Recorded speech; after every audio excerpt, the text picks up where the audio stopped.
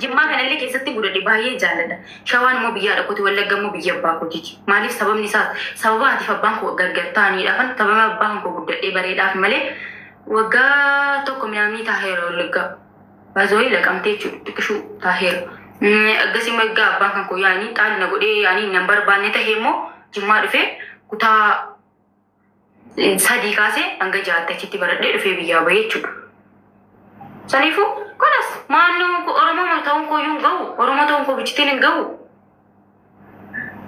Waan tokko waan sin rakkisu qaba, waan sin cikku qaba, Oromoo ta'uun koo bichaan hin gahu. Garuu immoo gaafa isin namni guddachuudha qabu abboo siin ollaa keenya misiin akkasii bara miniqqisseedha bara nan beekaa bara hin godhatinaa malee. Si jammara atiif abbaan koo xaalli ta'uudha malee biyya tokkotti waan hin guddadhuu danda'uwan. Nani atiif abbaan koo adda ba'anii yeroo jedhan immoo rakkisaan tiiree xiqqishuu. Ati amma dhaggeeffadhu. Ati dhaggeeffadhu sitti nima. Haadha teetan amma laala akkuma qulqullaalatti isheen gabaakkabe. Eenyuun? Haadha tee. Si jammar du'aa yaada kootiitiin nama as ga'e hanga yoonaattu. Garuu abbaan hin qaban jedha malee abbaan hin qabu gaas. Qabdiin jedhinaa qoftuun abbaa qabdiin jedhinaa ishee hin qabdeedha. Are abbaan maan namaa godhannaa ta'e.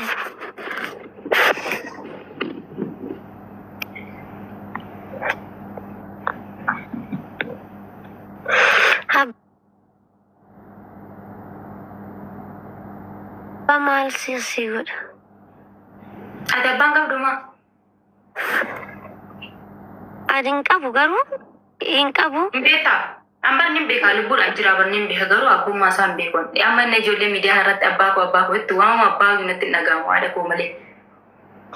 Agartee anifati Manuma namarratti deemu guddeessu. Manuma namarratti qabeenyaa kanarratti deemu as ga'e dhugaa dubbachuu ta'e biyya wayii. Diinuma dhagee kakkuuftu anifati jijjiirama keenya agartee ati biyaas haadhatti bochuu qabda. Indee abbaan immoo akka haadhatii miti laal haati nama hubatti rakkina daa'ima ishee abbaan amma abbaa tokkotu akka haadhatti si hubata malee abbaan hundi akka daa'ima isaatii yaadu si galee.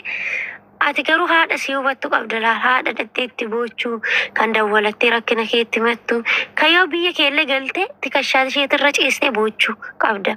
Si galee inuma waan fee dhufe isuma dhugaa siin jedha uummata miidiyaa irra jiran hundi isaanii dhiistee isaaniif jiraachuu qabda ishiidhaaf jiraachuu qabda. Asitti ilaalan geetaa misikiriin isuma dhugaa sitti maquftu. Yaa beeku mitiiree hundumtuu yaa waanuma beekanidha. Ani haadhati yoo. Haadhati yoo nama gadi sijala gara koppilii godhaa viidiyoo sanallee dhaggeeffadhaa shi wallahi yoo biyya kamtee yoo Oromoo jiru. Haadha wayya dhugaa Oromoo jiru kun laalu dhiisee arraba wayii afaan koo godhuun dubbattee bakkeedhaa qabaadhee akkasitti nan jaallattan. Takkaa ganda namaan tumne gaa'is. Wallahi takkaa ganda namaan tumne. Gandee kutaa godha tokko waliin ga'ee marsee raawwa rakkinaan jechuudha. Tun biyya abbaa qabeenyaarra deemee guddifadhu. Inni nu na guddisanii biyyaa na baafatan. Biyyaa na baafatanii kunaan hin taane jechuudha. Oika, kuutu sitti nima dhagaika. Kuutu sitti nima qoika. Ilaa ati amma armee haadha keetii otee guddattee haadha tee wajjin jiraachaa jirtaan mallee. Angaruu haadha tee akka nama na deessee kasaa kasaati na biraa baddi. Ilma namaa biratti wallahi Oromoos ta'e waan barbaaddiyyu ta'e ilma namaa biratti maallaqa qabdu isaanan bara akka sareetti ilaalamta. No, qoika sitti nima. Wallahi maallaqa qabdu isaanan akka sareetti bakka biyyi kee yoo kan miidiyaa kanarra jiraachuudha fuuloo qabaachuu qabda nama arrabsuu qabda ganda nama arrabsuu qabda feemesuu qabda bakka nama arrabsuu qabda miidiyaarra jiraachuu garuu isin nama jee tokkoon sin laaluun jaallattan. Tokko faana dhugaa dubbachuu yoo ta'e akka ganda namaan tumne alhamdulillah garuu Oromummaa kootiin hin boona jechuudha. Kuuftu. Mana wanta wallahi dhuguma bar yoo sitti naasaa jiran dhaggeeffadhu taane. Hai. Dammoo gaanaa sawutuutti yoo jetteeni bakka naasa'u sanuuna wallaa.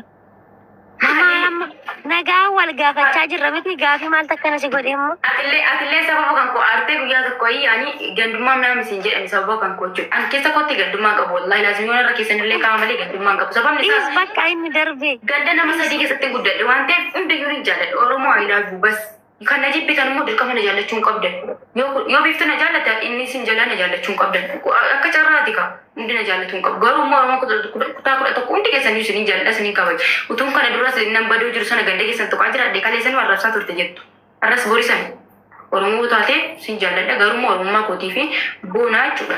يروح ديو ما كيتين بونتي في يوغندا ما يجيبوه يا ربي أباك ومرينا إيرس جراني بوشوت أبانك وقاكو مشان دندي جنان جتشوت وقا أما تجرات بوتو كانكو تنرى دوي لبوران جرا غرو أبانك وانجدا تودو يجرا تو أجي ستاني ما باك شباب أبون سي بيتشار نباني أجي سينما تو روكين أنا تروكين بلجتشو روكين نيكي بلجتشو ما لنا فايدة لا أبانك وانجدا ما لنا فايدة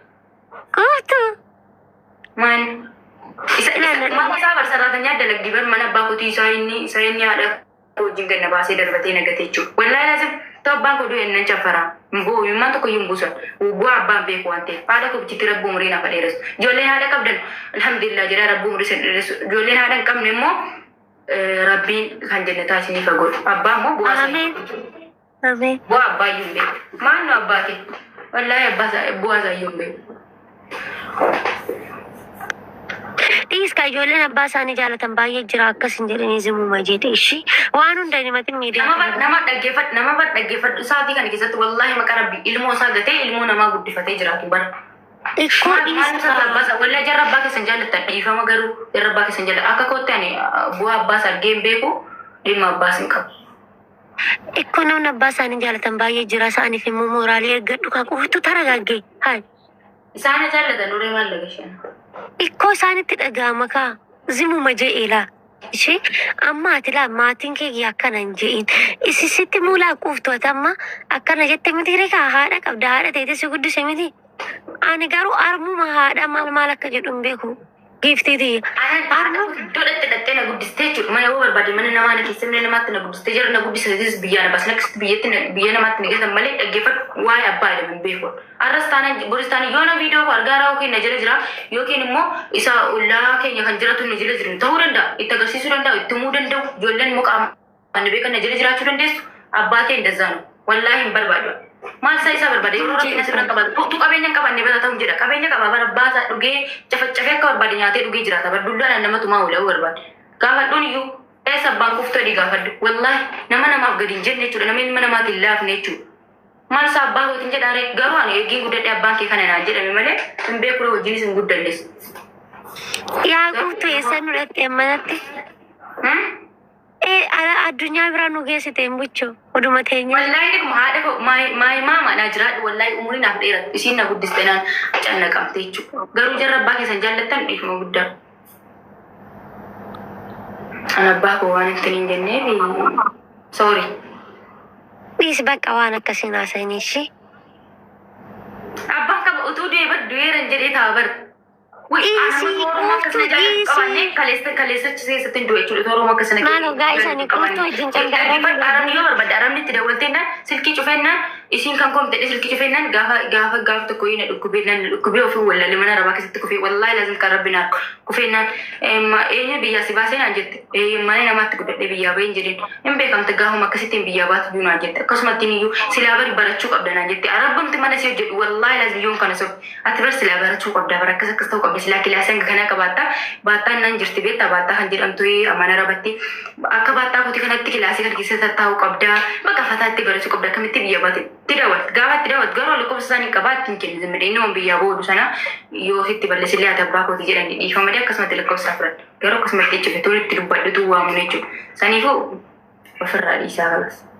Waa'ee abbaa quuftuu biratti hin kaasina gatii abbaas hin beeku dhugaa dubbachuu ta'e abbaa waan namaa ta'us hin beeku. Saniifiyyuu warri abbaa keessan jaallattan galatoomaa jedhaanii. Ana biratti abbaa jechuun nama haadha koo wajjin hin darbatee jechuudha. Jaalachuu koo miti jedhee hubateedha kan beekutti. Akkasi. Ooftiyyee dhaga'ikaa. Nama abbaa namaatiin abbaa koo Dhiisfadha waan akka maal na fayyadu waa'een abbaa. Anna cinqanaa sin ta'a. Yeroo ijoollee abbaa abbaatti waa'ee abbaa dhiisaa firra.